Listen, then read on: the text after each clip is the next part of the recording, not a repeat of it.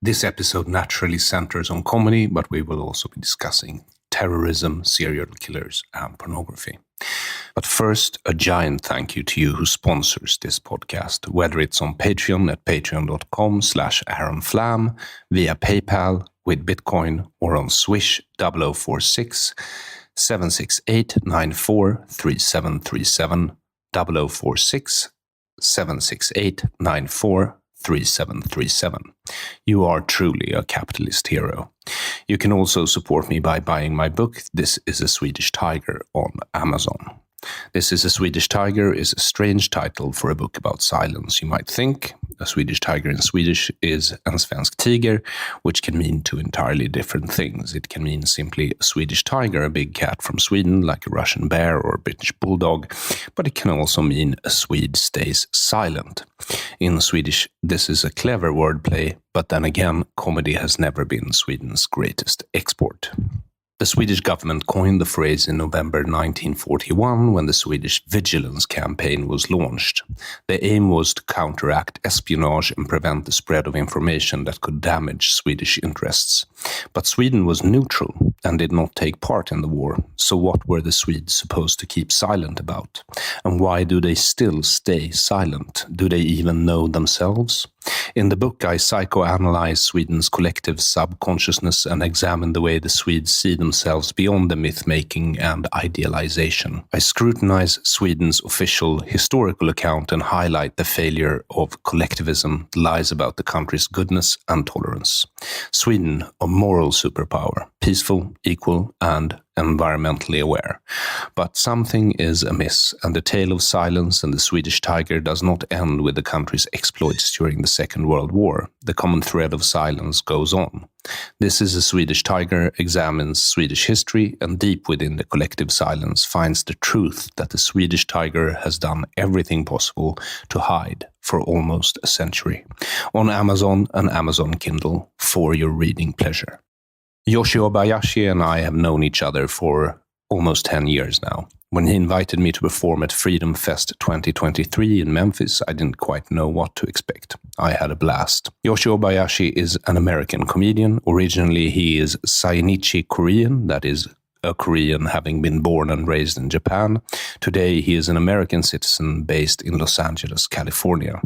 After graduating from the Evergreen State College, yes, the Evergreen State College, Yoshi entered into the adult entertainment industry in Seattle for prestigious and controversial studio Evil Angel Productions as a DVD producer and has produced 800 plus titles of porn. During his time in the industry, he's worked with Hall of Fame directors John Stagliano, Rocco Siffredi, John Leslie, and more. During his time in the industry, he's worked with Hall of Fame directors John Stagliano, Rocco Siffredi, John Leslie, and more.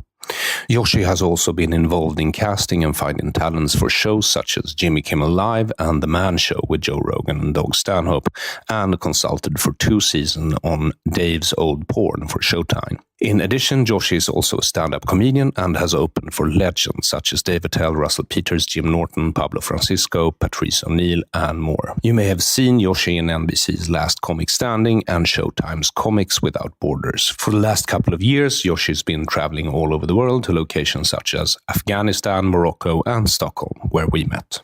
Chris Braeker grew up on a farm in Bern, Switzerland. Today he's based in Zurich, where he's cutting his teeth in the local comedy circuit. With only a few years of comedy under his belt, he is impressively funny. In this episode, we talk about comedy, but mostly about Yoshi's obsession with the super rich and serial killers. Enjoy.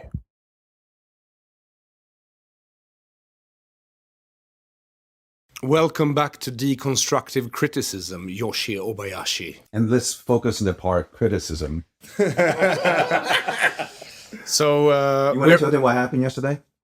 Yeah, so I tried to record a podcast with Yoshi yesterday. It became a great podcast. He told me everything that was interesting about his life, as per usual. He's, been to Afghanistan. He's talked to people in the porn industry. He follows Ghislaine Maxwell around. Lots of interesting stories from Yoshi Obayashi. And you purposely got rid of it. No, and I failed to record. and I failed to record him. So now we're back in my hotel room in Memphis. Yoshi is here, and I have also the Swiss comedian Chris Braeker. Hi, everyone. Yeah. So you said you fucked up the recording? Isn't that just like some form of government intervention that you should no longer do podcasts? No. I think it's just the fact that these were built by Yoshi's family. The problem is equipment. It's the operator that was problem. Yes, it was. Yeah. So I have new sound equipment, which you that listen to this podcast can probably tell. Now, Yoshi was one of my first guests on deconstructive criticism. I didn't know that. I ever. thought you've been doing it for a while. Well, I think, you must have been like the fourth or fifth guest. Oh, really? Yeah, this was back in I think it was 2016 when we last spoke. And we were talking about that street magazine Illegal. But now, at the moment, we have spent, at least I have spent almost a week in Memphis. Yes. For Freedom Fest 2023, which you invited me to. And you obviously brought Mr. Chris Dick Braeker along, or Ball Breaker, depending. So... I think all of us, including the people visiting Memphis, pretty much say how people are very, very nice, but it's bordering on boring.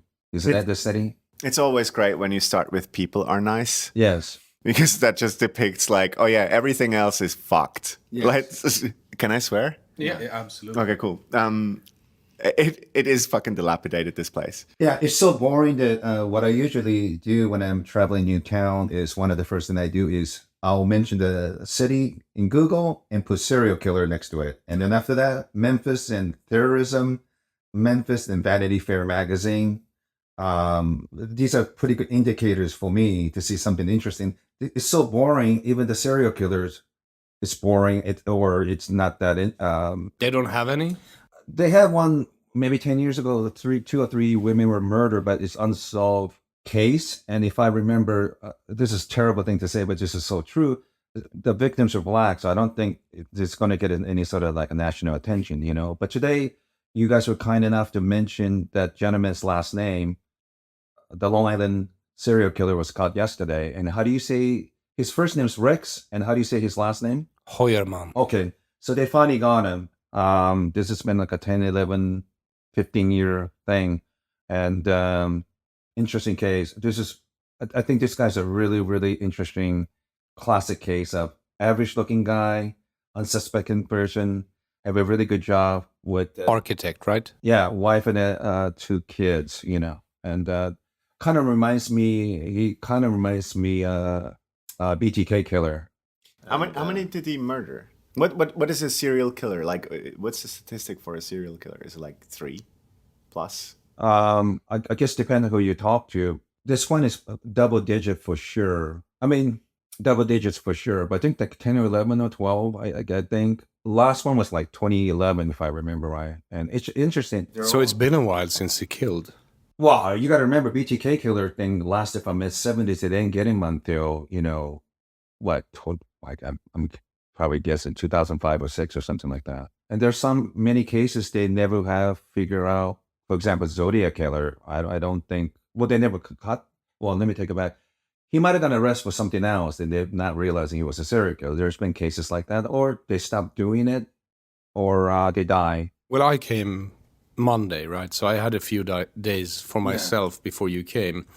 And I walked around downtown Memphis quite a lot. And it's the first time in my life that I see empty skyscrapers, completely empty. This city was desolate. It was just me and homeless people. This is a predominantly black city. You warned me several times before coming here. You're like, remember, this is like one of the top 3 most dangerous.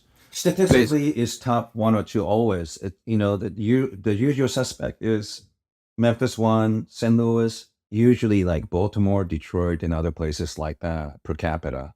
And I say that because, do you guys do research before you visit different cities?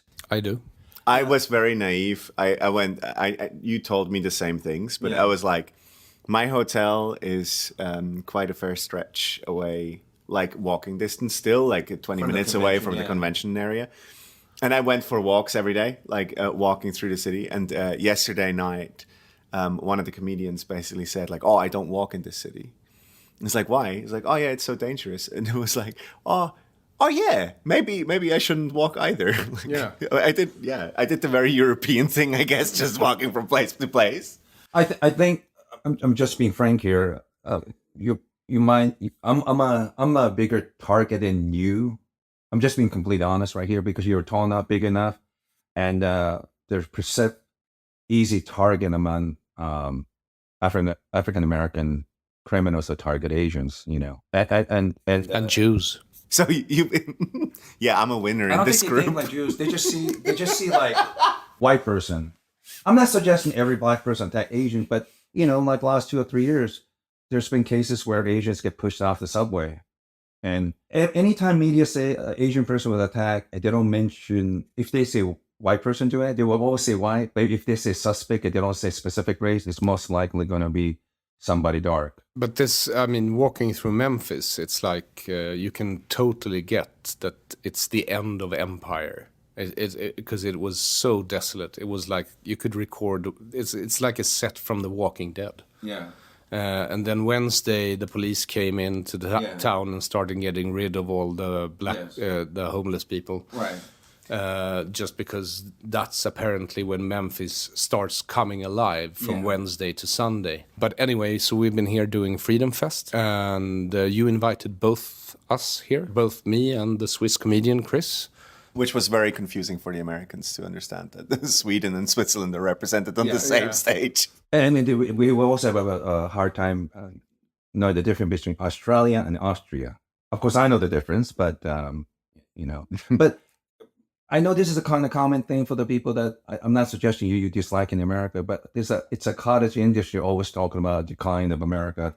They've been saying this for years, and I understand. But this is a very confusing country. For every one of these cities that you go visit other cities that remind you the mighty power of the United States, you know. So, well, it's a very vibrant economy too. Yeah, I asked you earlier today, and you've visited the entire country. You only have 3 states left on your list. You've pretty much been all over. Yeah. Which states are left now?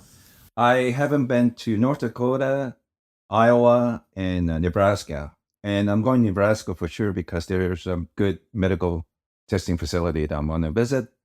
I would like to go to North Dakota. Oh my God. Idaho has one thing to offer. I was in Idaho once.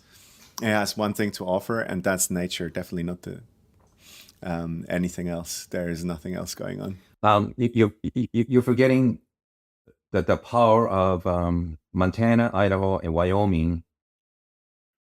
Kind of similar thing with the Davos, because Idaho have Sun Valley where all the super rich people show up. Also, that's the same place where Ernest Hemingway shot himself. You have Jackson Hole, Wyoming, where the super rich people live, and you have Whitefish, Montana. So if you've been to those places, it's kind of funny for a working class poor person like myself. The battle of billionaires versus millionaires, and the poor working people like myself have no sympathy for either one of them. But you can learn. It's one of the best ways for like a poor person to have access to rich person if you're looking for opportunities, you know. Like I tell any young poor kid in America, you don't have education, but if you have a bit of a discipline, I tell them, try to get a job at a golf course, caddy for rich people.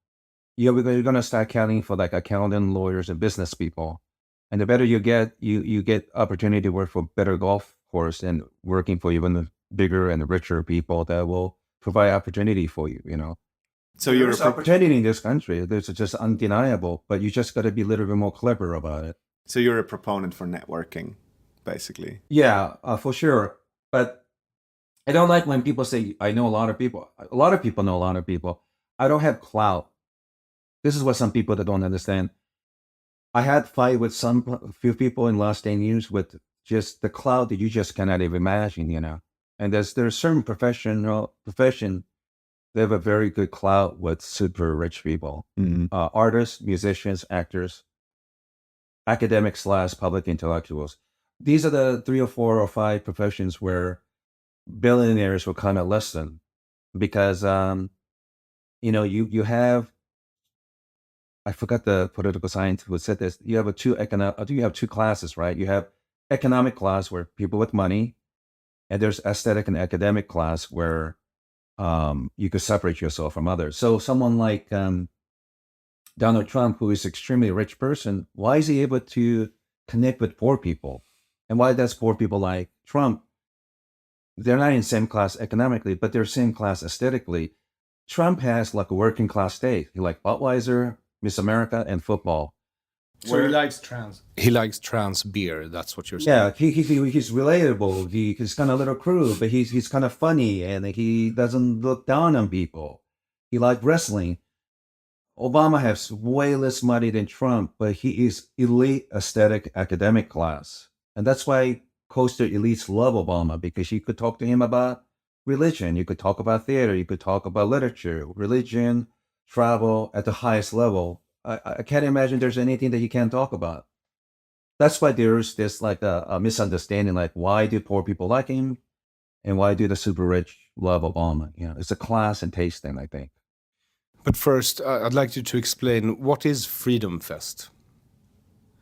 I don't think I guess I forgot the guy who was so embarrassing. I don't know. It's been around like 15. Skousen?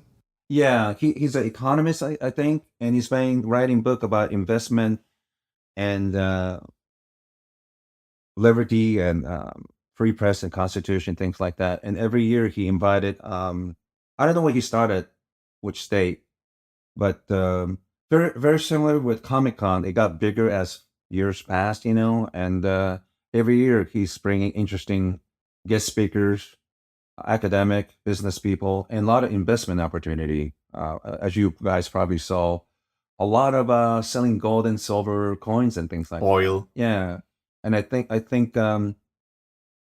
like-minded people. But isn't it strange? I think one of you guys were telling me it's a huge tent like circus. So you have Christian for libertarian, atheist libertarian, gun rights people, people who are all for sexual liberty. You have isolationist. You have, so many things that fall under it. But I just know they don't like liberal people. That's what it seems come down to, I think. But everyone here, when they say liberal, at Freedom Fest at least, they mean classically liberal. So they're libertarians. Yeah, and when I say liberal that they hate, is like Democrats liberal. Yeah. Very intrusive, and they trust state interventions a lot of times. Yeah. It's kind of classic Americanism, isn't it? Like, leave us alone, Yeah. Just let us live the way we want to live, Yeah. So I went Rapid City 2 years ago. My friend Dave Johnson, who I met I met Dave Johnson through porn. 1999, I went to Las Vegas for Adult Video News porn convention, which was part of Consumer Electronics Show, 99, 2000, 2001. And I met Dave Johnson because I went to Evil Angel, one of the biggest porn company. And the reason I went there, I like their porn movies, but most importantly, the guy who started the company, Just Delano, is a big libertarian guy. And he was a big donor for Cato Institute. And now I think he used to donate money to American Enterprise Institute. But I think I heard he went to a couple of those academic speech and meetings. Some economists supposedly complain. I don't know if this is the way I remember. Some of the economists' wives complained about, you can't have a pornographer hanging out with us. So it's kind of a little weird that they believe in free market, free speech, consenting adults, this and that. But in practice, I think they're a little bit squeamish about it. So I think John's been supporting Reason Magazine, But through him, my interest in pornography, free enterprise, and at the time, my friend and I were thinking about opening a porn shop in late 90s. So when we went to Evil Angel and met John Stein, they were also thinking about opening a shop in Seattle. That's how our relationship started, the interest in, multiple things. And so I went 2 years ago, and then last year, I was invited to work as a stand-up. And of course, this year, I was able to bring both of you. and the show was a lot better than last year. I mean, the show was great last year, but this year there was no fat in the show. No, everyone on stage was actually, at least in the later show, the so-called dirty show, the blue show, was excellent. Everyone.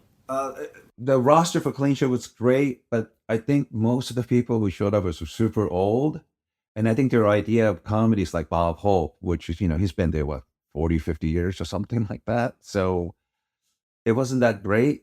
It wasn't the comedian's fault. I don't think it makes sense to do Clean Show for this convention, but the Late Show was great. Absolutely. No, that was, to me, the concept of having a clean show here was counter to the argument of the whole thing. Yes. It's and like, if you're an adult, you're able to take dirty jokes, That's the thing. Yes. So I thought it was being a little too overprotective, I thought. I think even the person who made a decision to the Clean Show kind of meant like, yeah, that was a bad idea. Here's the thing. If you don't know anything about comedy, don't make decisions about comedy. Just like if you need medical help, you talk to doctor. I don't know why they think they understand comedy because they laugh. It's really insulting. But it's the same thing with people that book rooms. Like people that run comedy clubs, they have an understanding of what comedy is supposed to be. But in Europe, at least, or in Switzerland, where I do comedy, I have had it so many times that people think that comedy is more like background music. Yes. So they want to have a comedy show because it attracts people that drink beer, but they still would actually make cocktails whilst you're on stage, and it's fucking noisy. They treat it like a guy with a guitar. So this is what you were saying absolutely applies. It's this concept of like comedy is cheap entertainment, basically. So I'm bringing cheap entertainment that brings people to watch it, and that's that. So I don't have an issue in some of the European countries because I have to say everyone have comedy, but their version of it. In terms of stand-up comedy for some of the European countries, it's relatively still new. So sometimes even the audience don't know how to behave. Like for example, I remember years ago in Seattle, while during the show, a guy put his leg on the stage. I was like, "Hey, motherfucker, what the fuck are you doing?" Like, But we always get in fights, right? Because they should know better. Stand-up comedy's around for a long time. Now, if they do that in Europe, I'm not going to get mad. Like, I would just explain, like, they don't know. You know what I mean? So, I think this phase of stand-up comedy in Europe, I think you shouldn't yell at them. Like, here's the thing. You shouldn't do that for the following reasons. And then they will say like, oh, okay, sorry. Because when I did a show in Norway, that was the other extreme. I was shocked. I was doing a show with Jason Rouse. Half the audience were dressed in like suit. Like they were going to like opera or something. Oh, they were taking it as I'm going out. Really classy. And me and Jason are just scumbags. You don't even. It was more embarrassing for us. Like they were in suit and stuff. Like, and have you seen Jason, Chris? No, I have never seen him. He's filthy scumbag. And we love him. Yeah, we love him, but he looked like a fucking devil worshiper. And he probably is a devil worshipper. We did a show 1 month after the bombing in downtown Oslo, and we made jokes about that. So they were upset, Oh, Yeah. They didn't like that? I mean, it was funny for all the fans of stand-up comedy that they know quite a bit. But to the audience, they were kind of stunned how much. And then Jason started insulting this lady because she was talking during the show. And then her husband said, I didn't pay this kind of price to get my wife insulted, whatever. But here's the thing, they don't know stand-up comedy. So it's going to take time, And I think, didn't you tell me that stand-up comedy is like only 6 or 7 years old in Switzerland? Yeah, so the English comedy scene, the open mic scene, like there was comedy before, but the stand-up comedy scene that's kind of like developing started in 2016. And you were part of that? I was not part of that. I joined later. So how many years have you done stand-up? 4 and a bit. All right. Yeah. So I'm going to let you introduce yourself, Chris. Who are you? My name is Chris Braeker. I'm a stand-up comedian from Zurich. I have a background in finance because I'm a cliche, and always loved stand-up comedy. I think that's a good description. How did you get to know Yoshi? So Yoshi was introduced to me by a friend that I produce shows with. His name is Benjamin Delahaye, fantastic stand-up comedian. Very funny guy, very gracious. Yep, incredible stand-up comedian back home in Zurich. He does comedy in 3 languages. He does comedy in French, English, and in German. Gibberish. And that's French, right? Yeah. So Ben and I have been producing shows since 2019 together. Yeah. I started producing with him pretty much when I started doing comedy myself, because there was a need of, developing the scene with professionals. Yeah. And you were introduced to me through Ben, and we worked together a year ago. Yeah. A little bit more than a year ago, back in Zurich, and we stayed in touch ever since. Like 2019 or 2018, he was doing open mic at the Santa Monica Youth Hostel. He was funny, and unfortunately for him, that night I did a clever jokes, which I don't do very often, but I did it. He liked it, so he assumed when he hired me that I would do similar kind of clean, clever material, which I did not. I think the first night was fine. Second night at the Viking / Aryan Nation Club was fine. But the last show, the big theater, classy room, only handfuls of people like it, but the rest of it were like, oh no, they just don't want to hear this shit, And thank God that Patrick, he saved the show. But that's more often than not my experience, because I think anytime I got comfortable doing clean set, I thought, oh, maybe they're okay doing the dirty, and I do that. It's a disaster. People really get angry in London, Stockholm, many times. Oslo, I do well because my aunt is married to Norwegians. I know a lot of weird Norwegian references, so I do that. So it's fine. Finland and Denmark is fantastic, but some shows in London and for sure Stockholm, man, Because you lived in Stockholm for a while, like almost 3 months, right? that and then prior to that, I was almost visiting Sweden like once a year at least, And so, do you think the experience that you had in Sweden is comparable to the experience that you have in Zurich? Like in terms of how the audience reacted to you, or Zurich is fixable, but we can fix it. Is it called Janteloven? How do you say it? The law of Jante. Man, this unwritten, unofficial rule for Scandinavians, when I read it, I thought, this got to be a joke. This is being Japanese, And so that was very surprising that the conformity, try not to think yourself better than everyone and consider about others, But I think some respect Japanese would take it to another level. But is it like tall poppy syndrome? What is tall poppy syndrome? Okay, so I think that's an Anglo concept. It's like you don't want one of the flowers to be larger than every other flower in the garden. Yes. You cut them down, right? So everyone is cut down a peg. Yeah. Same as the Japanese and to a certain extent Chinese. Yeah, and I'll be honest, sometimes I'm so annoyed with that behavior because I left Japan not to deal with that. Here I am, I have to deal with these fuckers with this attitude, and like, so I think sometimes I was annoyed with them. So even when the shows are going well and I want to throw a couple of new jokes and they hate it, it just makes me angry. So they're not fucking paying me. So what, I was like, fuck them. So I just go off, and once I dig a hole, like, well, I'm not going to stop at this point. Might as well just ruin their night. I'm not going to let you ruin my night. I'm going to ruin yours. So that's that. But that's only in Big Ben, which is a Irish or a British bar in downtown Stockholm. Yeah. Yeah, sort of British. I mean, it's probably owned by immigrants from the Middle East, but this is really interesting to me. I make this word up, geolaughter. Like what people find funny depends on a different location worldwide. It's very, very interesting. And sometimes when you talk to audience, like, hey, how come you laugh at that joke? And when they explain, like, oh, so I learned something about Swedes, or I learned something about Filipino. So it's been interesting education. Like, I feel like even if I don't laugh, if I learn something, it was kind of worth it to me, Have you done comedy in the Philippines?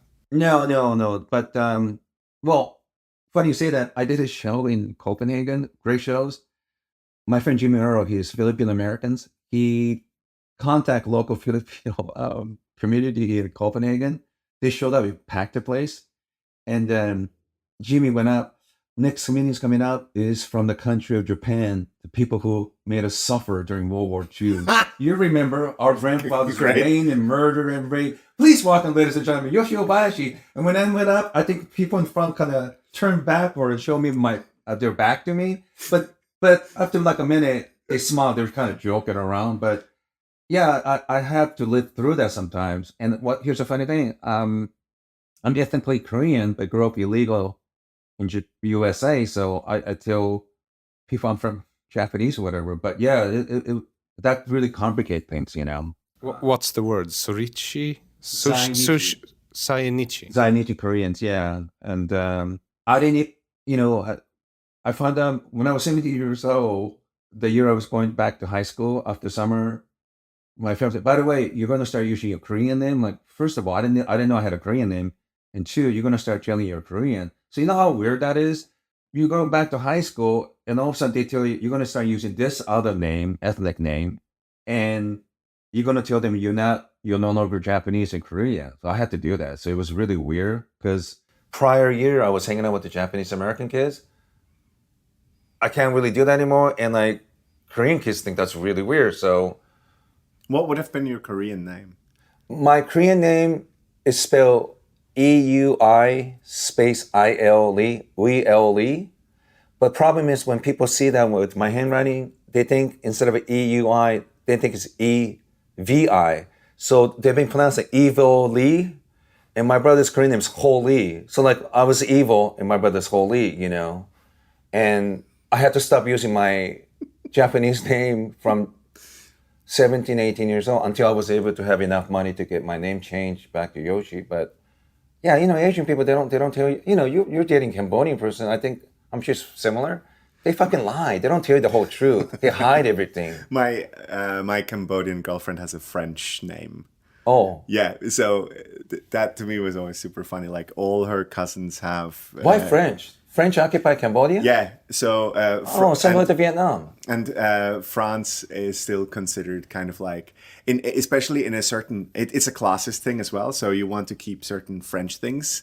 Okay, so you mentioned Vietnam. So banh mi, the sandwich thing, that's technically French. Yes. It's baguette with Vietnamese ingredients. And to me, her name is basically a version of banh mi. It's basically taking a French word and then using that as a name. And it's not even a French name. They use the word for beauty. Yeah.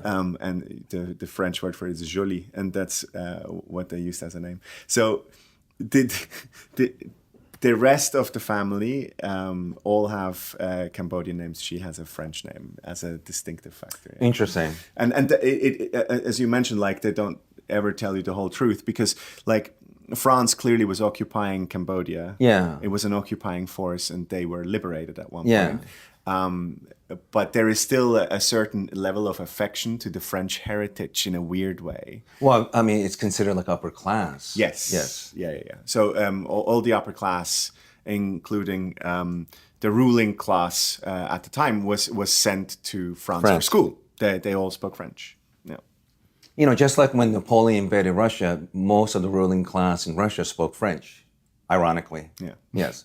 So every country has certain things that they hate about the other country they hate, but they have a one or two particular country they find it aspirational, you know. Like I was in Asia recently, I was just stunned. I just thought everyone hated Japanese because World War II, but I was wrong.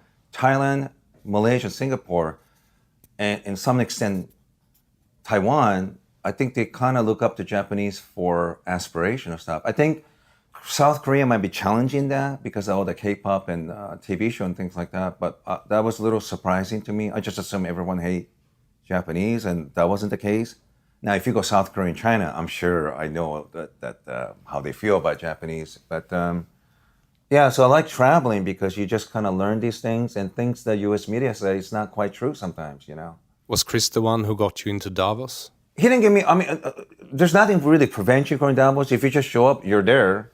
But I was there for a couple hours, walking around and checking it out in January, and I got hungry, so I sat down in a diner, and he was like, "Hey, Yoshi, you caught me," and.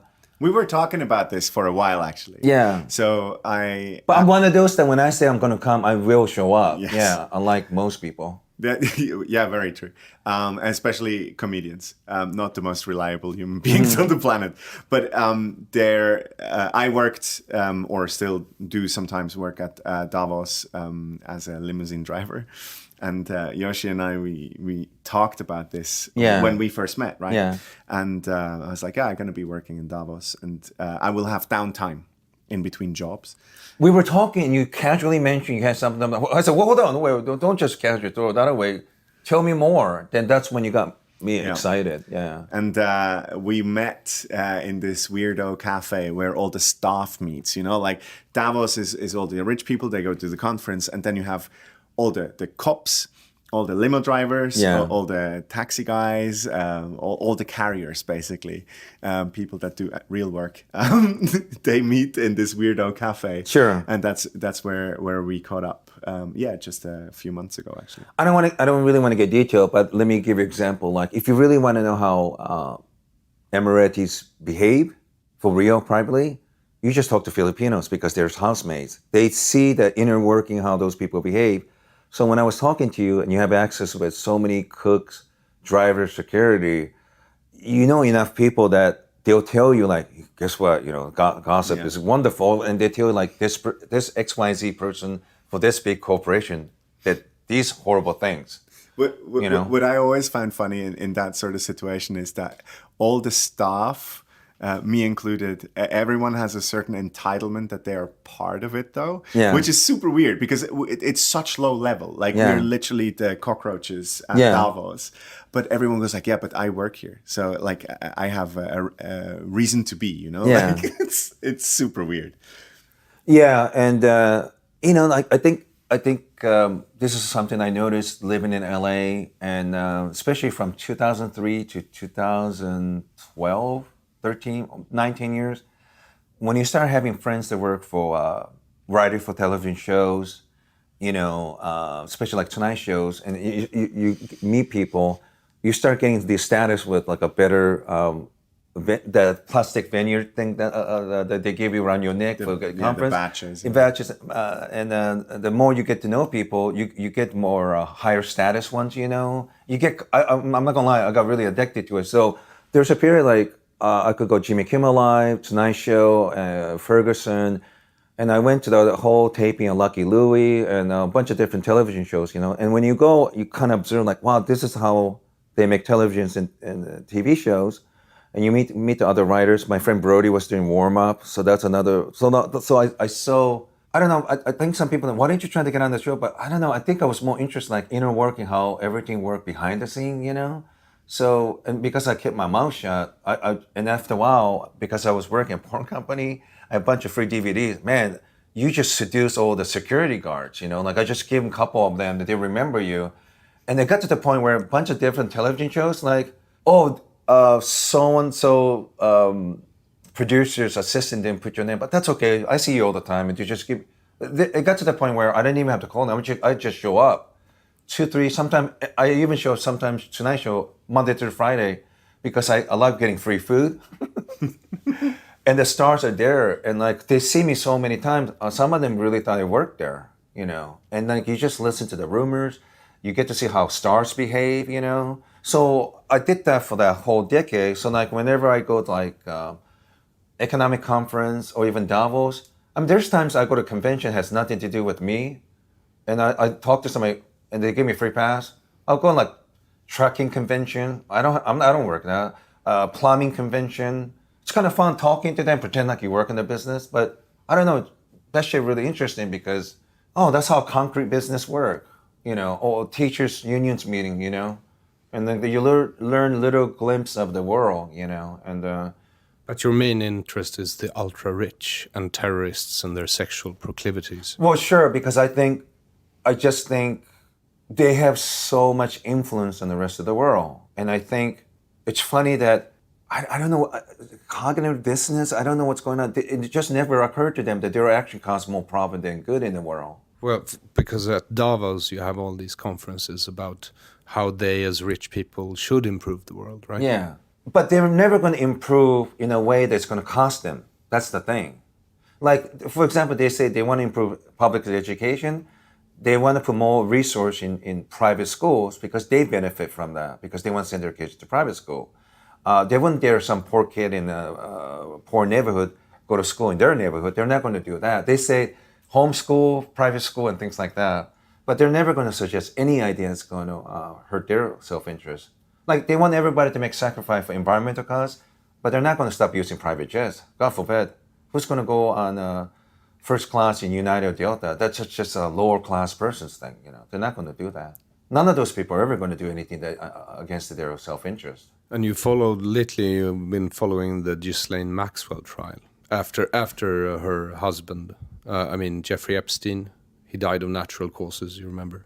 Oh yeah, it was assisted suicide in 2019.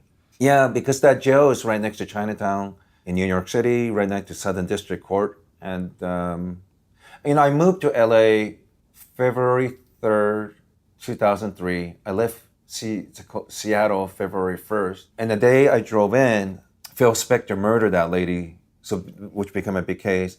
And 2 times when I moved to LA, there was a prominent murders both times. I think second or third Asian person, Richard Ramirez, the Night Stalker, killed in the summer of '85. We arrived. Can you say that again? Richard Ramirez, he was a serial killer named the Night Stalker. If you're interested, you can watch that documentary on Netflix. He was murdering people in Southern California. He's originally from El Paso, Texas. And before you ask me, yes, I went to his school, visit his school. I went visit his birth neighborhood. I went to the cemetery where he was always torturing animals and things like that. And I did that. And so anyway, both times when I moved to LA, serial killer things happened. Why are you so fascinated with these people? I mean, it's serial killers. It's the ultra rich in case they have done something. Terrorism horrible. is another one. Because you've been to Kabul 3 times for vacation. Yes. 2012, 2013, 2019. My dad wasn't athletic, so he wasn't into sports. He loved movies, but he loved history. But he is more of loving history and also visiting places where these horrible things happen. So you got it from your father? Yeah, he used to take me like, son, this is where I saw this guy got murdered to death when I was 7.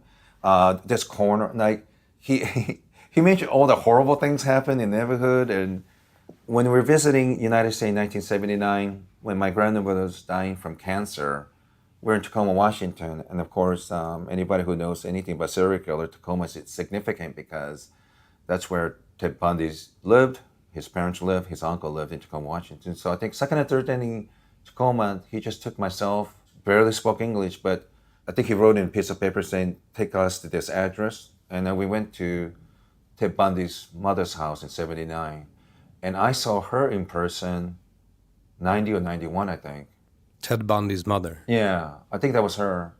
And because my uncle's attorney at the time, and I knew many police, and he said, like, well, if you're interested, you could go to this is where Ted Bundy's mother lived. I also met John Mohammed, one of the 2 DC sniper, because he used to live in Tacoma, Washington, and my mother had a restaurant. Was this the African-American pair of people? Yeah, the older one. They executed him, but he ordered food from my mom's restaurant at the time. And I remember I did to-go order for him. And, I'm the same stupid, retarded guy just joking around, but man, he was not interested in laughing at all. And after he left, like, what fucking serial killer? And like years later, when I saw his picture, I thought, I'm so racist. I think every black person is the serial killer terrorist. But when I look at the information, like, oh, it was him, So I met him, and I think Mary Kay Letourneau, I don't think that name means anything to you guys, but she was a big case in mid to late 90s. Seattle area because she was a teacher and had an affair with this 13-year-old Samoan boy, which was a big news at the time. And there was a period, like a 6 month or a year, I was driving her neighborhood, hopefully to see her, because she was my Moby Dick at the time, And I couldn't find her house. Why? She's just a teacher who had, Well, who had an affair with a young person. So basically, she's Emmanuel Macron's wife. Well, that is true. Very smart reference. Because men murdering people, aka as a terrorist or serial killer, that's very common. But when a woman sexually assault kids and or murder people, it's very unusual because it's so rare compared to men doing that. And I thought, Do you think it is rare, or do you just think that women get away with it more often? well, fucking kids in class, I think that's more rare. I would imagine so. And that was one of the first ones I remember. And I thought, lucky me, she's local. I could drive around and look for her, you know. And Can I ask you what you did when you met her? Like, I was looking for her, driving her neighborhood, couldn't figure out. Because, you know, we got to remember that, you know, I wasn't really good with map and we didn't have Google and shit like that back then. But every time I was driving near, working, going back and forth between Seattle, I just happened to stop by that area hoping to find. And then one time I went to QFC or Safeway or something, I saw her. She was just shopping. So like a stalker that I was just pretending to be shopping, kind of walking behind her. But you didn't talk to her though, did you? I mean, I don't know. No, I wish I did. Because a bunch of people told me later on she's very friendly, more than happy to talk to you. So mistake on my part, you know. But female criminals, murders, this is so fascinating. It's very rare. And that's why you went to Ghislaine Maxwell's trial. Well, I mean, you know, with her, like I was telling you, I moved to 2003. The same month when I moved to LA from Washington State, Vanity Fair wrote an article by a reporter named Vicky Ward, English lady, article about talented Mr. Ripley kind of whip-off kind of title with Jeffrey Epstein, you know. Of course, I didn't know at the time there was already accusation against him by Annie and Maria Farmers, but they put pressure on her to redact that part. So those girls are really, really angry with her. It wasn't her fault, but I think the editor at the time was terrified by Jeffrey Epstein. And in fact, when she was writing this story, Epstein showed up at the Vanity Fair office. So kind of freaked her out. And why? To like intimidate her? I think so. And also he knows so many people in New York City. Publishing, business people, academic, doctors, on and on, you know, put some pressure. And there was already rumors that he had a proclivity for younger women, young girls, you know. But the editor of Vanity Fair found, supposedly, I think that he found a cat's head in front of his house. Somebody cut a cat's head and left him in the front door, maybe even a bullet or something. And there's all this talk about him having very powerful lawyers to sue Vanity Fair and things like that. So unfortunately for the Farmer sisters, they took that out. So it was like basically say something like, interesting guy, mysterious gentleman with money. We don't know where he makes money, his connection with Lex Wexner in Ohio, on and on. And that's it. So that was 2003. Then 2007-8, Julie K. Brown down in Miami Herald wrote this article, why did Jeffrey Epstein got such a lax sentencing for having a bunch of teenage prostitutes, you know? And then that's kind of start unraveling for him, you know? And he served some time. I mean, like a year or something, but, you know, he could leave middle of the day, do his business day, or he could, I mean, it was kind of, don't take it wrong, but it was almost like a Swedish or Danish prison. You could leave and come back middle of the night or something, you know? And he'll have a bunch of meetings where keep the prison guards away. It was just ridiculous. It wasn't really, I'm sure it's an inconvenience for him, but you know, he still was able to do whatever he wanted to do and have a permission to leave a day or two or something like that. Were you following this whole story then since then? So you were making the link before to the point when you moved to LA. That time when that happened. Were you following the story from that moment on, or is this something that you basically learned later on? Later on, but I think Vanity Fair is such an interesting magazine because it to me, this is like a puzzle to clue how things work, you know, because that magazine always cover how rich and powerful people behave or misbehave. They also talk about stars. They talk about a little bit of fashion. And what I also particularly like, when I wouldn't have pegged you for a fashion aficionado. No, I think you'll be very, very surprised because when I met my friend Vinay, he worked for John Kerry, and he was also assistant ambassador to Pakistan and Afghanistan. And he was so into Taliban. When his second kid was born, a daughter, Taliban chief texted him, say congratulations. He felt really mixed feeling about Taliban congratulating him. So Vinay is a very interesting guy connecting the U.S. government. His wife worked for Women's Wear Daily.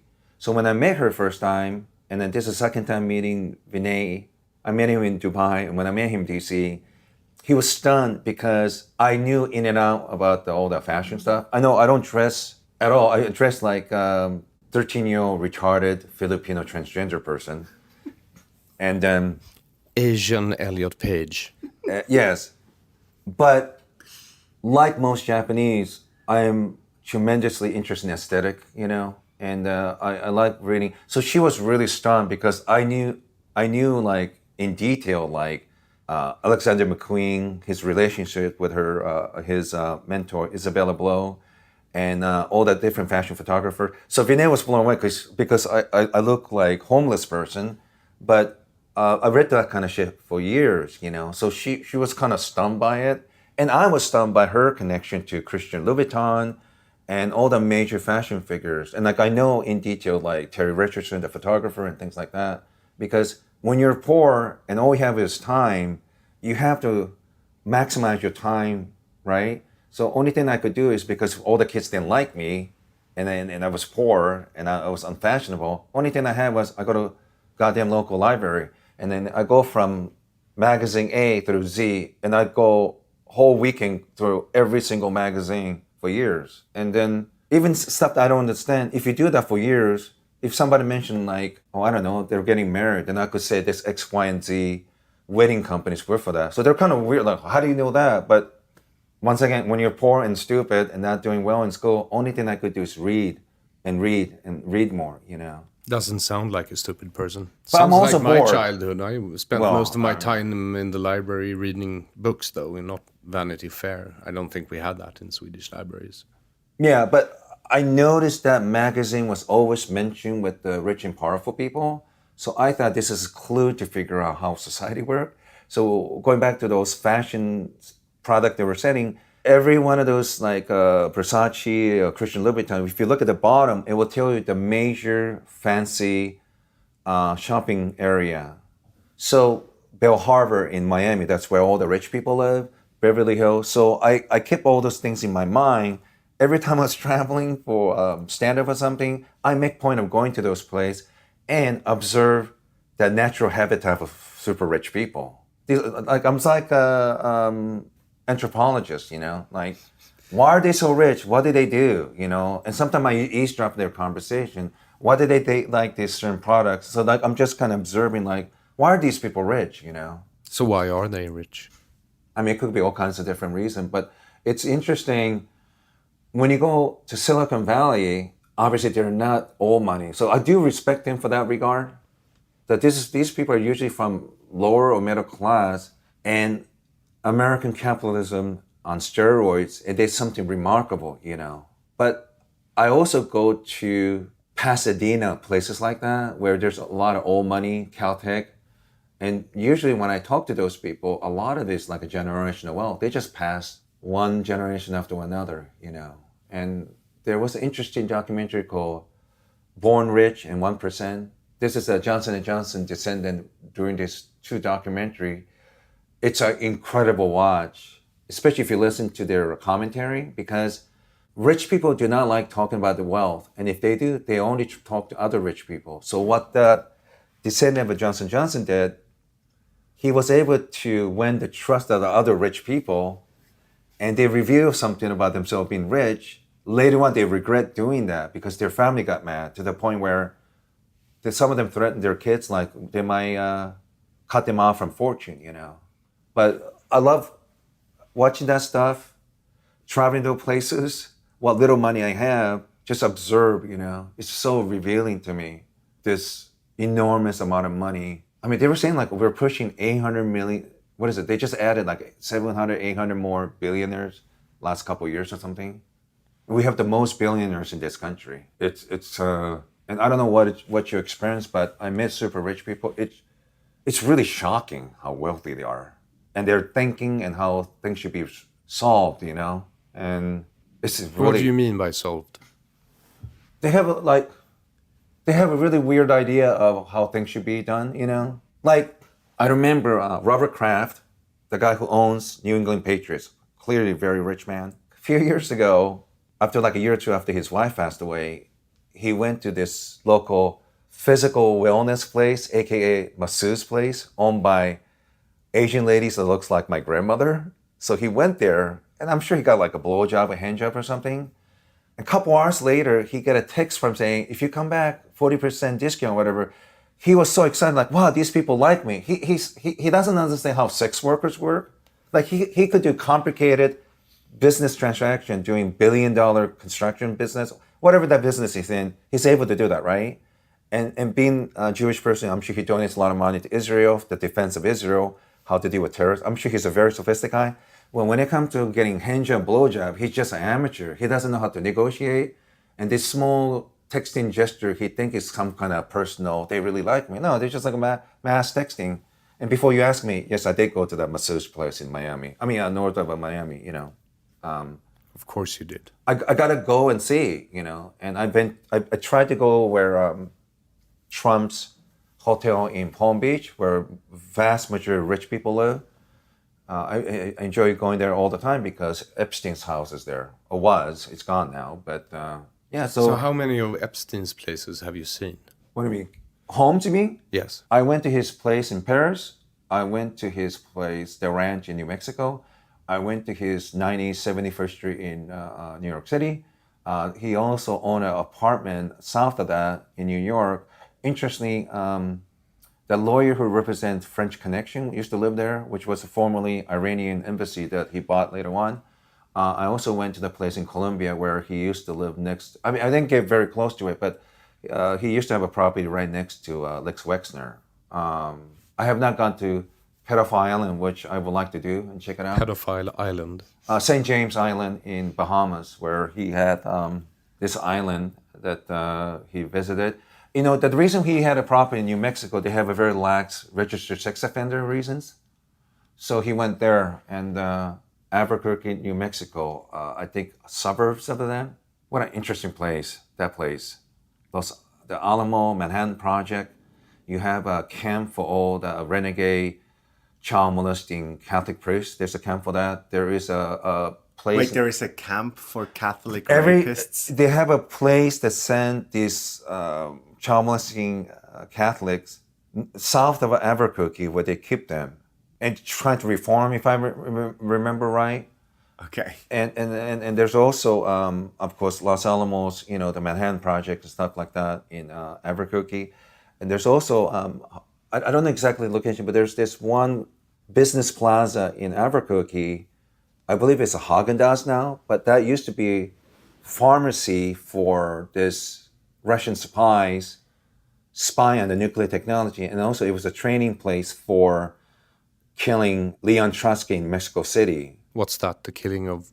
They trained this assassin to kill Leon Trotsky. Okay, but he was killed someplace else. That was South America, wasn't it? Mexico City. But Mexico, they trained yeah. him in the same, if I remember, the same pharmacy where this Russian pharmacist was training and observing the nuclear technology in addition to assassinating him. And then they tried to kill him shooting. He survived.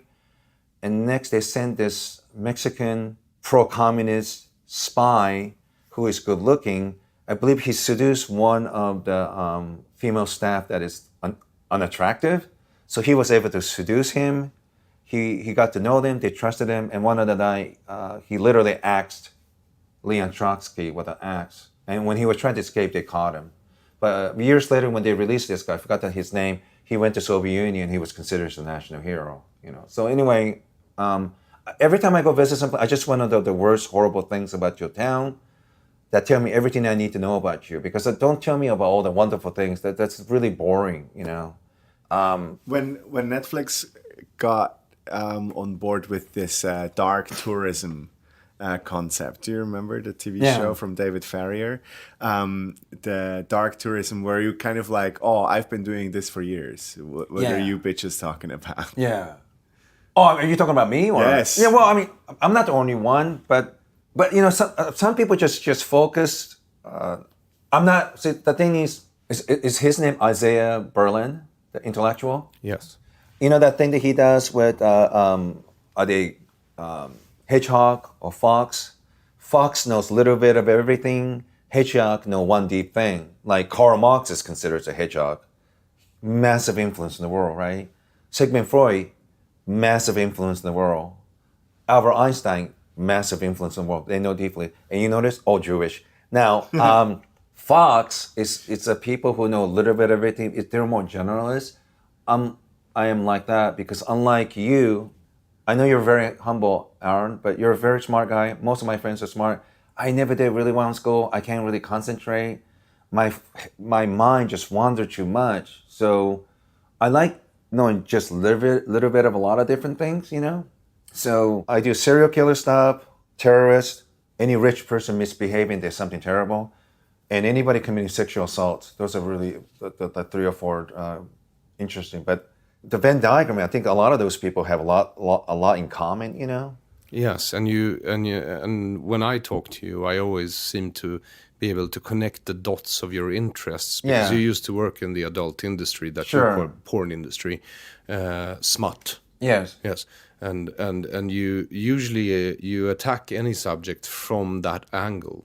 Yes, because I'm helping my friend Kareem Sarajipur in DC. He's the number one, he really is the number one expert in Iranian foreign policy and history. You know, George Washington, professor there, Carnegie Mellon Institute for International Relations or something. But and anytime they cover Iranian policy or incidents, that's the guy, you know. A year ago, I think he had a meeting with MBS, Bill Gates, and a couple other people in Saudi Arabia. So he's that level. So he's writing this book about sexual proclivities of terrorists. Well, if you're going to catch a pervert, you need a pervert. I'm the pervert because he's an academic, you know. And there's some things you really need experience. Some things you can't just get it from reading books. I mean, I'm in many of the sex tourism area. I work with the biggest pervert in porn. And when I talk to them, they really correct my mind and my views of fantasy. And like sometimes I don't get something, they'll explain to me, well, here's the following reasons. Like, I asked my boss, John Stellion, like, why is there a porn shop in Red Light District in Amsterdam? I don't understand. Why don't you just fuck a prostitute? Because he said, you could fuck a prostitute once and that experience will be that one time. But if you get porn DVD, you could relive through the fantasy by watching the movie over and over. And I thought, that's true. If you look at the Venn diagram, all the things I talk about, whether they're terrorists, serial killer, rich people misbehaving, they all have one thing in common. They all have this fantasy, you know. There's this insatiable fantasy. Rich people have it because they have all the money and resources to experience anything that they want. If they want to get 10 prostitutes one night, they could do that. And serial killers, they murder because they have a vivid fantasy. And every time they murder these women, it's good, but it's never good as their fantasy. So they're just craving that experience. Insatiable. What they do is never good enough compared to their fantasy, you know. So the another major serial killer is Gary Ridgway, aka Green River Murderer, and they finally got him. That one really hits home for me because 1995, my girlfriend at the time lived right by SeaTac Airport. She was living in an apartment on the first floor. Some fucking scumbag broke in and tried to rape her, but she made so much noise that they called the police. She's okay. Of course, I was upset.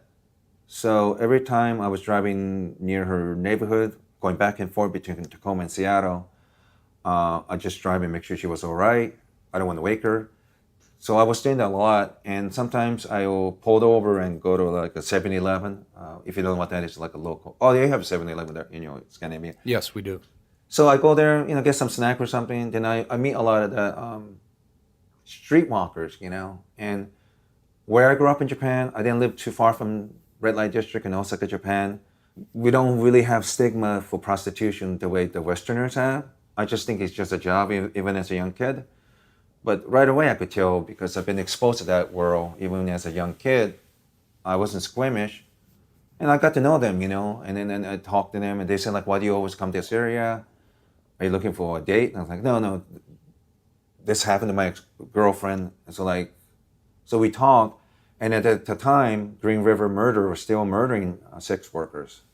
So I talked to them, and that's when I realized these laws are really harmful for women, because a couple of those women said they think they encounter Gary Ridgway because the MO is he'll come behind, punch you in the head, rape you, choke you to death. A couple of the girls survive. They never went, many of them go to the police because what they did is illegal. They're afraid of getting arrested by the cops. See, these laws are actually hurting the safety of women. It's counterproductive, you know. And knowing sex workers in Japan, knowing sex workers in Seattle through that, working at the porn shop, working at a porn company down the road, you know, I've known people like that, you know, strippers and things like that. And You still socialize with a lot of people in the industry, don't you?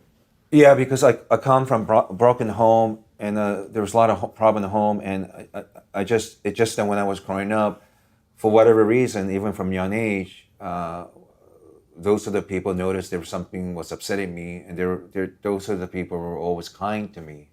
So I always had a very fond memories of those people, and I don't really think they were bad people at all. Anyway, those couple of the prostitutes that I used to talk right by SeaTac Airport, you know, when you work in sex business, sometimes people disappear because they stop doing it.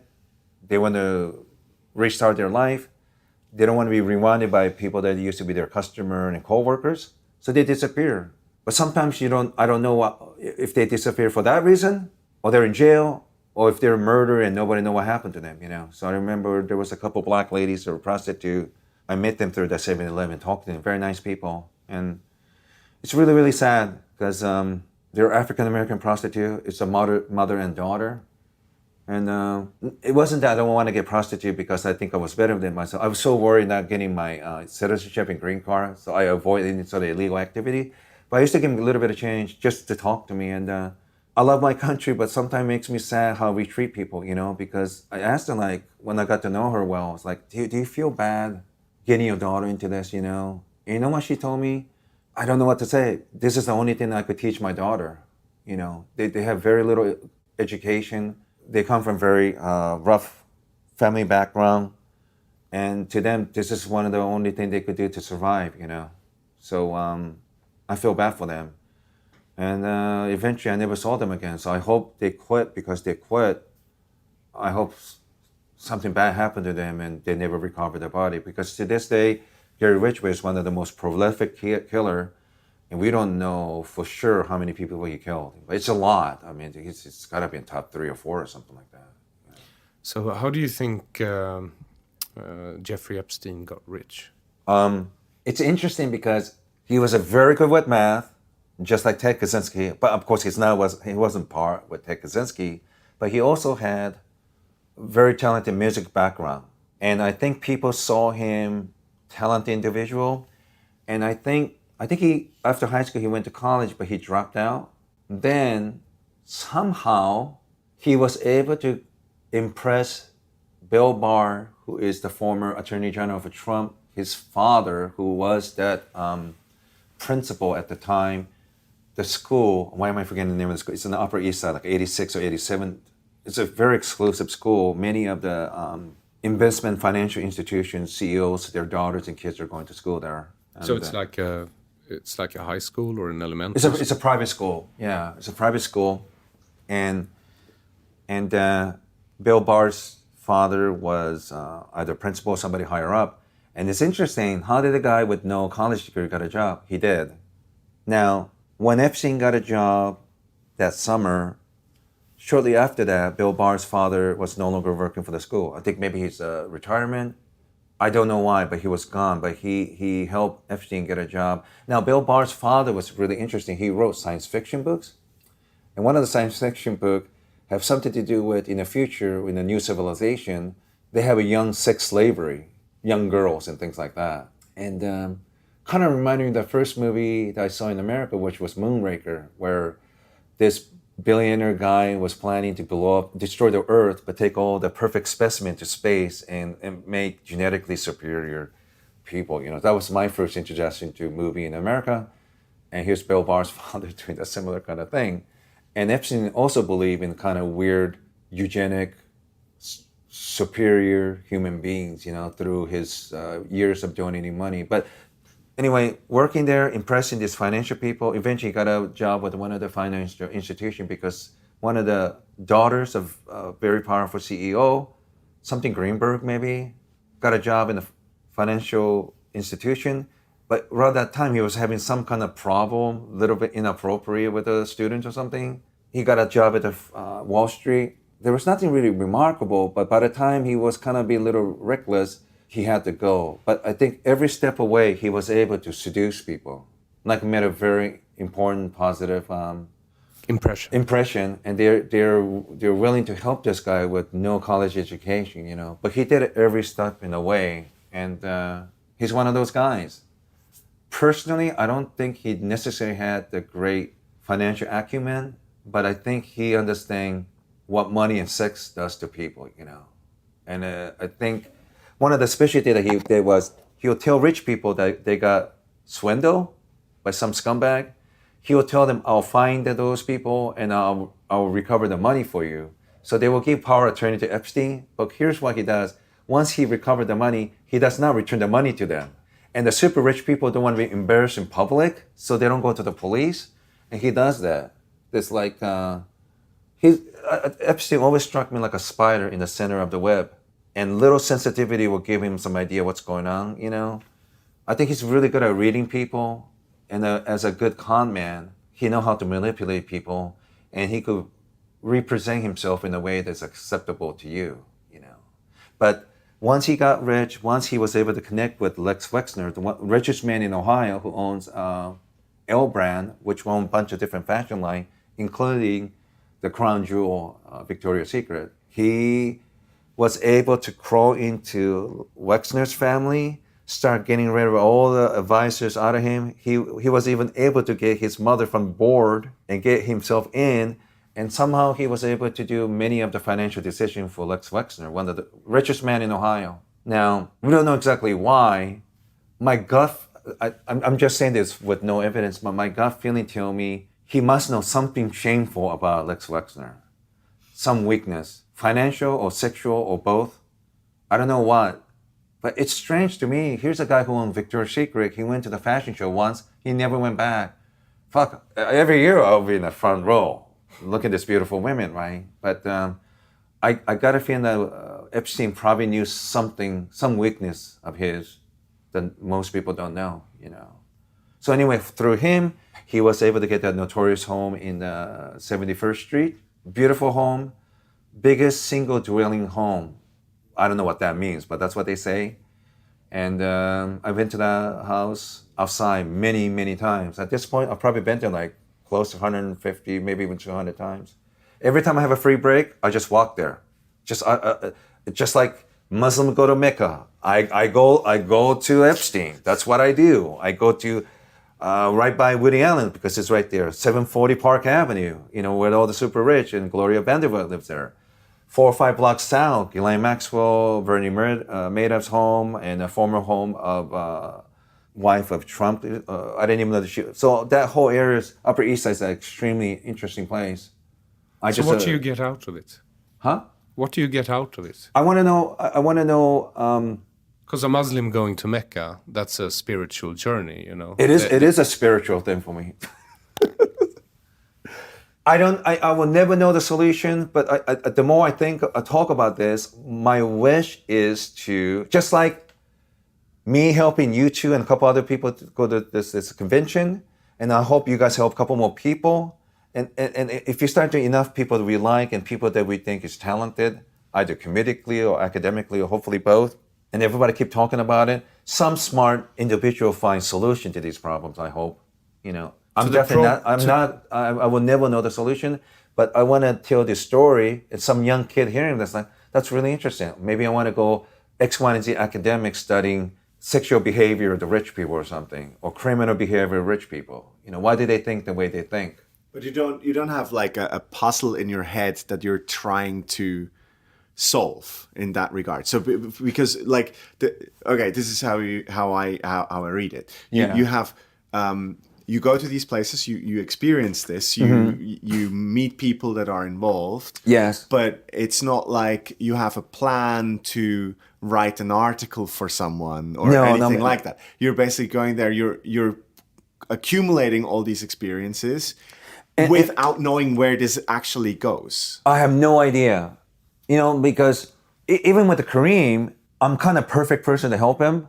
But how do you find someone like me looking for pervert, right? Like Linklater, whatever that this thing. Your local pervert to your assistants. Yeah, but there's a lot of perverts,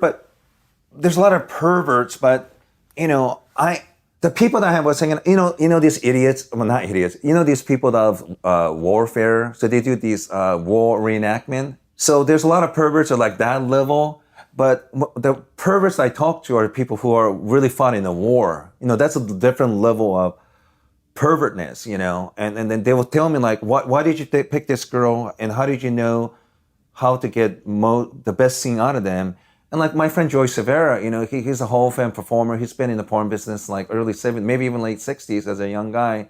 But when you watch his movies, by talking to the girl, he knows what she's into. And once you know what she's good at, he's almost like a coach. He knows what performer to work, what position to do, get a best performance out of them. He's have that kind of eye just looking at somebody. So when I talk to them, I learn a lot of that stuff. I don't know why I did it, because I'm just have a interest in it, but it just worked out. Kareem's going to write this book.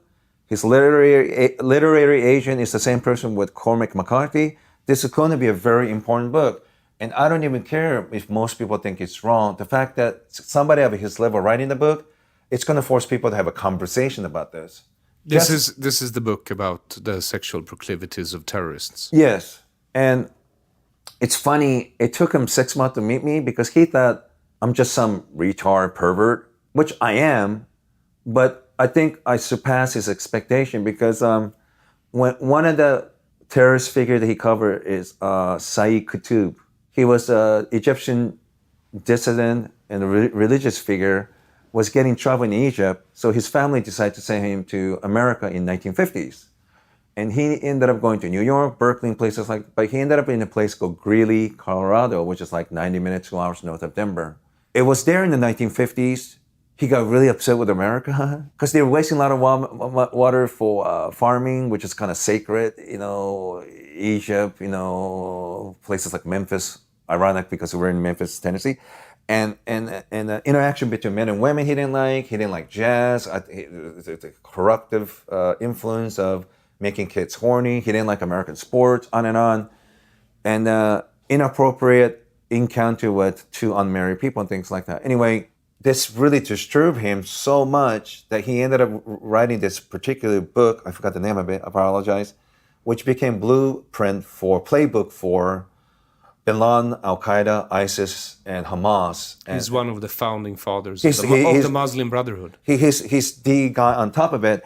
And when I tell people, it started really calling, they're like, what the fuck, And before I ask me, yes, I went there. And I went to archive. I talked to the Miss Ford, who was in charge of it.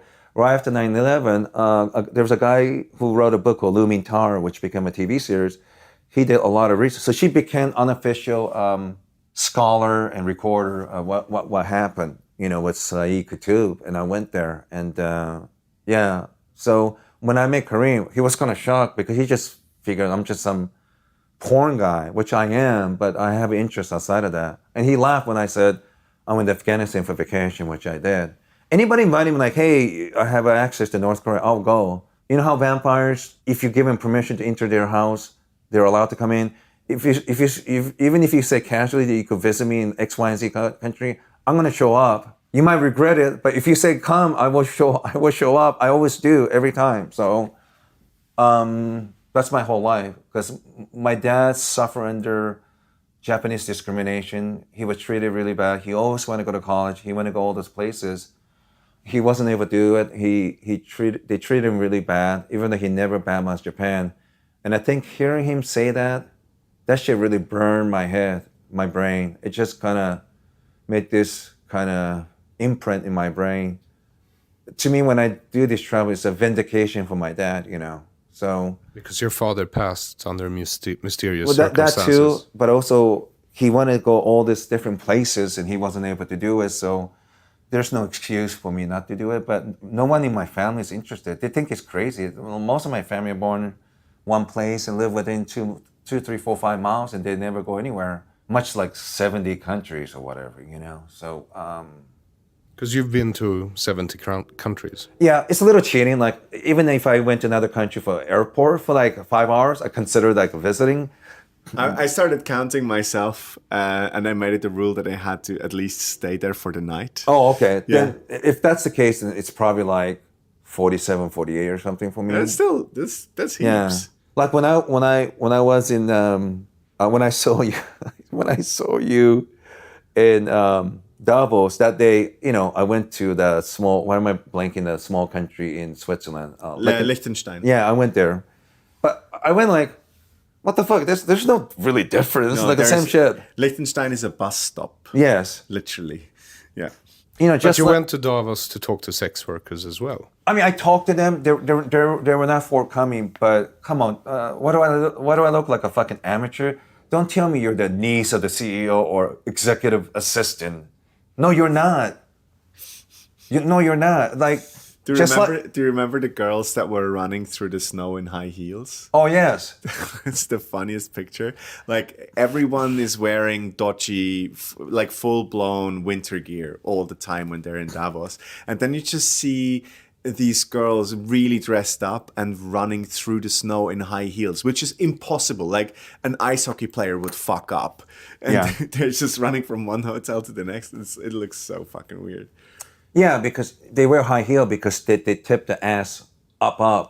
You know, the sexual cues, and obviously there's like sex 101. Like, why do they put red lipstick to show them they're in the mood for sexual excitement and things like that? So they do all that kind of shit. But just like Jedi Master meet other people before, they could sense it. Like I could sense like a sex worker, whorishness, you know. And I respect them. Believe me, I love the hustle. I respect them. Make all the money you can. But I mean, when they say they're for confidence, like give me a fucking break. So I just pretend like, you know, I don't know. And you're extremely generous. You're extremely kind. You were kind of doing X and Y breakdown and what's going on. And, you know, I love that. And then because I didn't have special pass and I didn't really dress the part, but I went to those hotels whenever there was a group of like Asian group entering the hotel together. I just kind of walk behind them, act like a part of that team, part of, you know. You know, remora fish. You know, Yeah. you got sharks. You got those little weasel, little fish with a suction in the back. I kind of sucked my back of my head to this like elegant Harvard and Yale educated Asian people from China, Korea, and Japan walk in. I just kind of walk in, you know, and they didn't bother me. And if they start talking to me in English, I just pretend like I spoke Japanese or whatever, you know, just pretend like I don't know what they were talking about. So I was just roaming around. That's the great thing about being an Asian guy. Like nobody suspects you're a thief. They just think you're just a guy with no personality. So nobody bothers you. You know? Were you actually able to talk to any of these girls? I tried to a couple of times, or I eavesdrop, or if they needed help or something, or if they drop some, pick it up and say hello. But it was a little hard, you know, because I didn't really dress the part, you know. But So if we go to Davos again next year, together with you, I mean, obviously you'll be working, Chris. But if we go, is it okay if me and Chris, we sort of put some money down and buy you a suit? I know a tailor. I need to have tailor, but I think that would be funny if I have two outfits. Like one, I look like executive assistant. Another outfit looks like You are the executive. yeah. Yeah. But I think really, if you really want to get to it, you just need a very attractive, very smart, somebody who could play the part of being sophisticated globalist, went to really good college, understand the lingo, and like savvy and sassy, and see what she's able to gather when they talk to them after hours at the bars and things like that. The language is a very good point because this is something that I observed during that time is that the language that is being used is very specific, and you could argue it's like the globalist lingo. Yeah. But it's mostly just bullshit bingo. So like the language that is being used is mostly used to show I know what you are talking about. Yeah. Like, but it's all very empty shit. Yeah. Like the term globalization, by and large, can be interpreted in many different ways in what it means. Is it about industry? Is it Yeah. about services? Is it about culture? Is it about get rid of borders or something like this? Sure. But the context of what globalization means in this particular context is very specific, and there is all these phrases that go around it. And what I find interesting is like when people in Davos talk to each other, they try to regurgitate all the nice phrases. Yes. Just like, oh, I'm part of the club, so. Do you know? And what I every mean? year, I noticed that they have a new phrase or idea that they're trying to promote. That's on purpose as well. Yeah, It's like, sustainability is like a Yeah, popular one. Yeah. and it's a little bit like they came up with the word teamwork. You know what I mean? It's just all these fucking bullshit corporate lingos that they're using, and every single year they're coming up with new ones. And I found it funny when I saw a similar thing happening in the cryptocurrency culture, when they started to use their own little ideas and phrases to elevate the dodginess and Ponzi scheme that cryptocurrency is. Sorry that I disclose what I think about it, but just elevate it to something else. In the end, it's just a racket, the whole thing for all of this.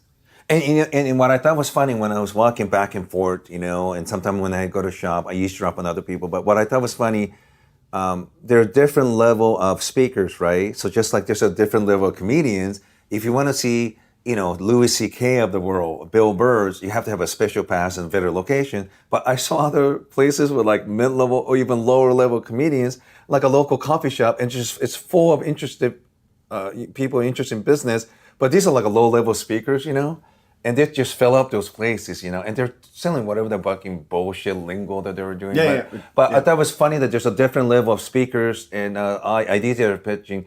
And man, it was really interesting. Like they have a Google buildings, they have a Facebook building. Like they really take over the whole town, and all the consultancies, all the software companies, Salesforce is always really big up there.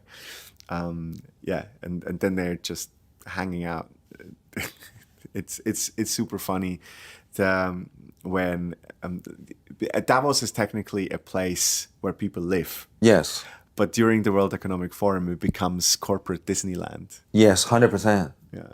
It's exciting. And, it kind of reminded me, I was so excited, like, oh my God, look at all these companies I recognize and all the different things they're pitching. And because some of them were kind of nice because they never know, especially if you have people from Silicon Valley, they're not known to dress well. Look at Mark Zuckerberg, wearing the same shit every day. So I think that might have had something to do with sometimes they were extremely nice, thinking maybe I work for Facebook or something, but some of them can be nice.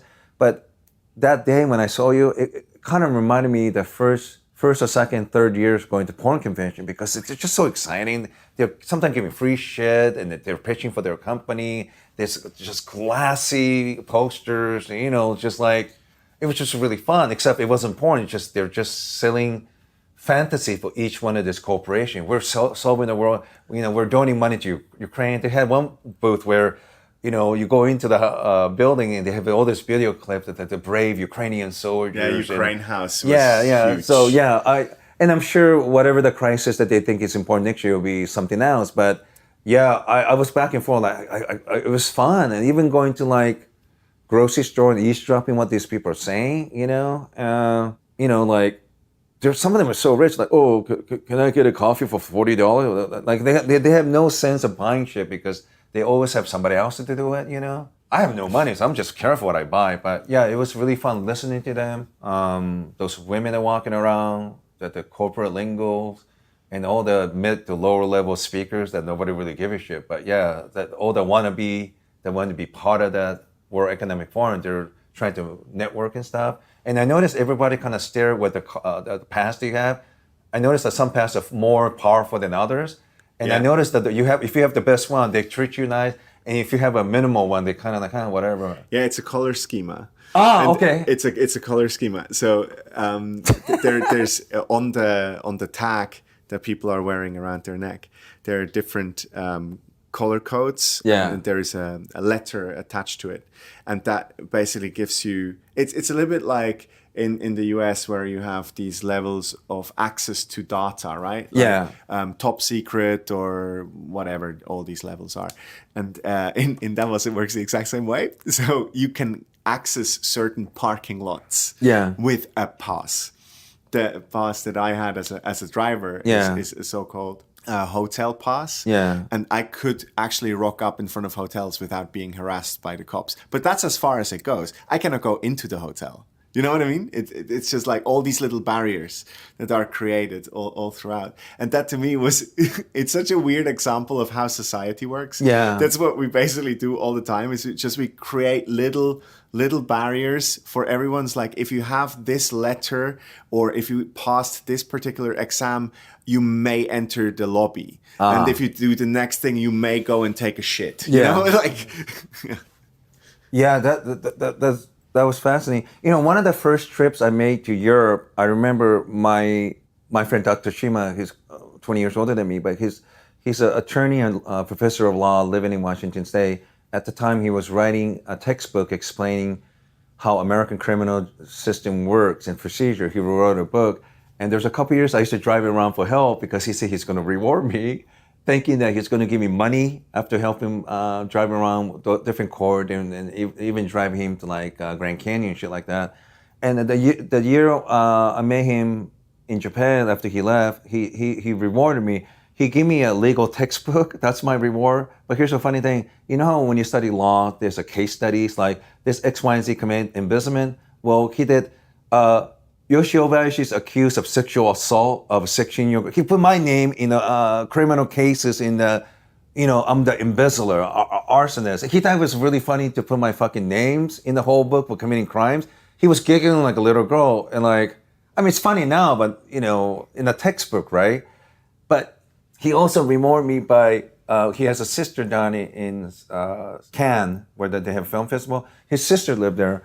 And Dr. Shima's sister at the time was first or second person winning and receiving a certificate of French cooking. Like, I guess in that world, it's very prestigious. And I think she was first or second Japanese to do it. So she spoke French, and she teach French cooking and television show in Japan.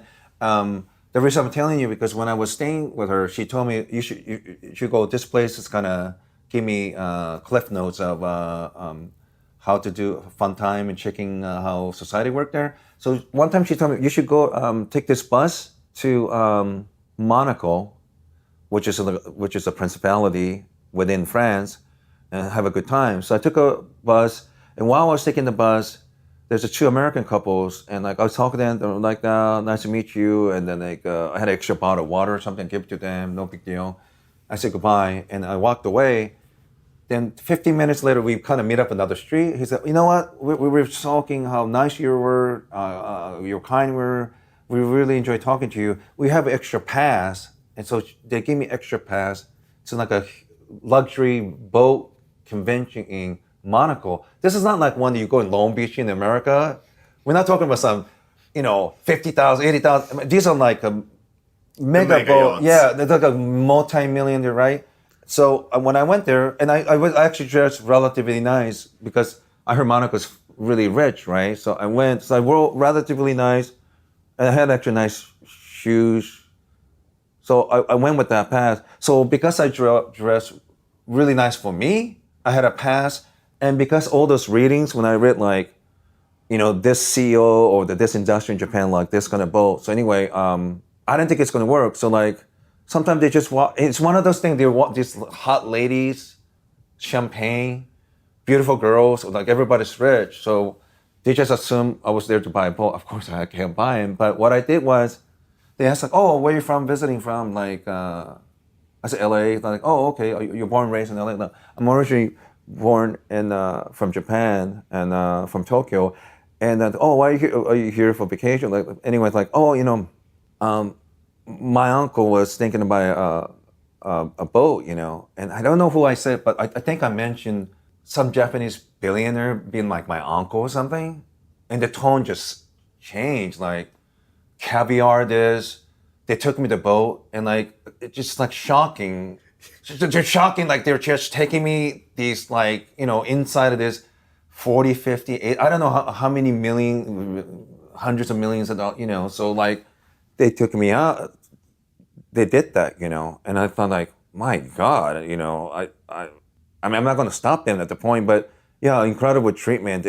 They tell me that your uncle have a helicopter, so they'll show me this shit where The helipads on Yeah. the boats. yeah, so that really kind of really opened my eyes, you know, like, oh, you don't even have to rich. You just got to convince them that you have money or you have access to somebody with money, you know. So I think that was 2002, year before I moved to LA. So that was a shocker. And I should, you know, I mean, this is such a dishonest thing to do, but there's places in London, when you're looking for places to rent or buy, I remember just jokingly, I will email to the highest level of real estate people, you know, and then I did the whole bullshit about my uncle's thinking about buying a place in, I don't know, Kensington. What's those fancy places, right? Kensington, Mayfair.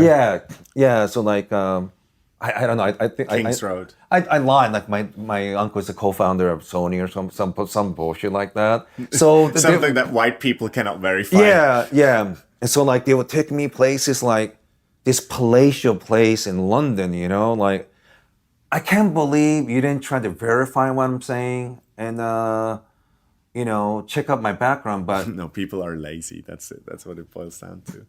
and I checked a bunch of places. Oh my God, within 5 minutes, I had like literally like 60, 70 emails. They're texting my number. Would you like to make an appointment for this, you know, palatial places? And like, and in fact, it's funny. Years later, when I went to Ghislaine Maxwell's home in London, it was all those neighborhoods, you know. And born and living in Japan, Japanese are fascinated by British royal family. There's sense of commonality between the two countries. They have both a royal family. They love all things British, and any area that have connection to royal family or the good schools or you know, there's anything class related. Japanese are deeply fascinated. So I grew up, you know, liking that. But to be honest, I'm ethnically Korean, and I'm not saying this to be mean, but my family's yellow trash. We're completely yellow trash. You know, I even had just Japanese people were saying like anybody who lives in that area is like a garbage people, and I didn't say anything. Like I live right there, you know. But so I get it, you know. But it's a really interesting study on wealth. And my dad used to tell me, if you can't be rich, have rich friends. You know, that's a pretty good alternative. You know, and then I wasn't actively looking, but you know what did for me was whenever my friend Jonathan Branstein, who is manager for Patrice O'Neill, Jim Norton, and other talented people, but Jonathan have this interest in traveling all over the world. He goes all. If you think I go crazy place, he spent many of the crazy places, but he is really good at connecting with rich and powerful elites, you know. And through him, I met a lot of his powerful friends and Sorry. powerful people. And when he mentioned, hey, by the way, you should work in porn, and this is the only one currency I have over rich people because they don't know anything really detailed, and I have all kinds of funny, interesting stories, and they're captivated. So that's one thing I have. Like Tom Fresting, who used to be the head of, Tom Fresting created MTV, VH1. He was one of the two head of Viacom. And last time I saw him, we went to Paley Center, which is Paley was a very accomplished media mogul, made this nonprofit organization to celebrate all things television and movies. And one night they had celebrating Tom Fresting's career. People paid $10,000 to see him. Of course, I don't have money to do that, but they invited him to the after party. So there's people from like Secretary of State, this and that, and the CEO of this company, and I dressed in suit and everything. But Tom being funny, hey, porn guy, really loud in this room at Prestige People. I gotta put my head down and kind of walk across, because this is like a elite of the elite. Like I wish he wouldn't do that, but I'm not going to tell him no, you know. But through them, I met other interesting people who were like fascinated about the porn, you know.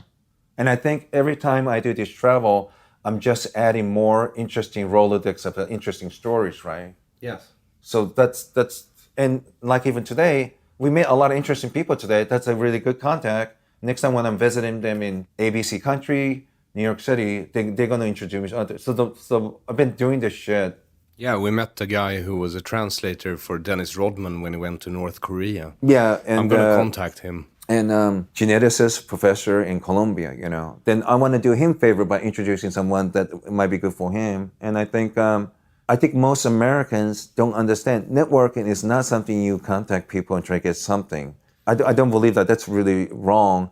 Networking is something that you do almost every day or try to do it frequently. Is what you're trying to do is you're trying to help friend A or contact A. You're trying to help friend A or contact B to meet each other because it's a wonderful relationship. It doesn't have to be a job, but they have something that interests that be benefit from meeting each other for. It could be business, it could be a friendship, it could be something that they both have a hobby that is similar, and you do that, and you do that for day after day, week after week, month after month, and year after year. So you have a roster of interesting people, and the way to maintain those relationships is to don't ask them favor. And do not make a mistake of asking them money because you don't want to put them in the spot. I don't ask anything unless it's seriously important, if somebody's life is in danger or something. But other than that, I don't bother them. And I'm always accommodating to them because ability to meet these people is worth so much more than bugging them for money and shit like that, And like French, talking about money is very crude. It's a lower class thing. I'm a lower class, but I don't want to make it too obvious that I'm yellow trash. You know what I mean? Well, I'm very honored to be in your Rolodex, and I very much appreciate that you invited me to this festival. And Can I say something? I was part of the comedy show for the Freedom Fest last year. It was very good, but this was even way better show this year. You guys killed it. Doug Stanhope, one of the greatest stand-up comics, someone who has a lot of respect in England. Him and Patrice last 15, 20 years. And he laughed. He liked it. He was delighted. And I'm glad, especially for you, Chris, 4 years and you did a show with Stanhope. That's wonderful. Yeah, that was absolutely nuts. I still can't believe that this happened. Yeah. And he kissed me. Yeah, he kissed you and he asked for consent, which is so nice. I stood next to you when Stanhope approached. He's like, "Can I kiss you?" I would actually say the exact same thing as you did, Aaron. Thank you very much for giving No, it's good for me because to get us here. Because you did such a good job. It makes me look good. It makes my friend Rosie Tran, who did all the paperwork, got you guys look good. And by doing a good show, they want you to come back and they'll trust my opinions about who we get. So it's a good thing for me. And also through you guys, I'll meet other people. And through me, you guys are going to meet interesting people. So it was a really win-win. I was 85, 90% sure it's going to work out, but you never know until you do it. Sometimes something stupid happen or someone misinterpret your joke or something. You never know, but it was close to perfect. And I would like to keep working with you guys. I would like to go Davos. We would like to have volunteer. Anybody hearing this list podcast of a interesting idea or twist, let us know because...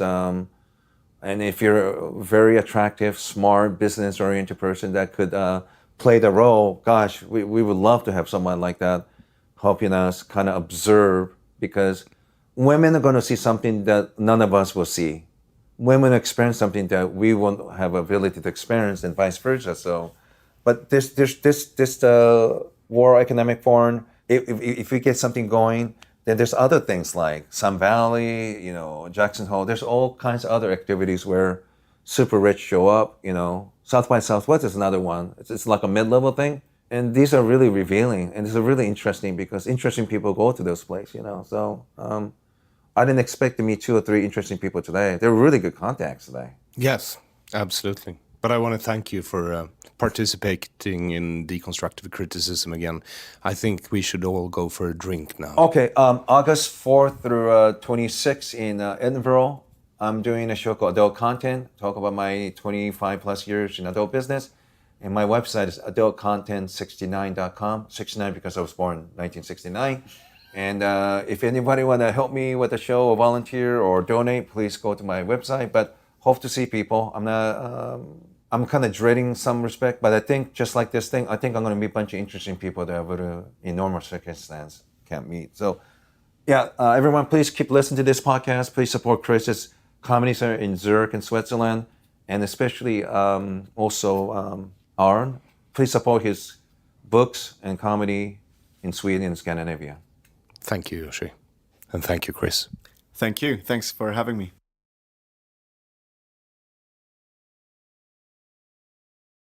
Thank you for listening to Deconstructive Criticism. This episode's guest was Yoshi Obayashi and Chris Braeker. You can find Yoshi and Chris on social media. I suggest Instagram.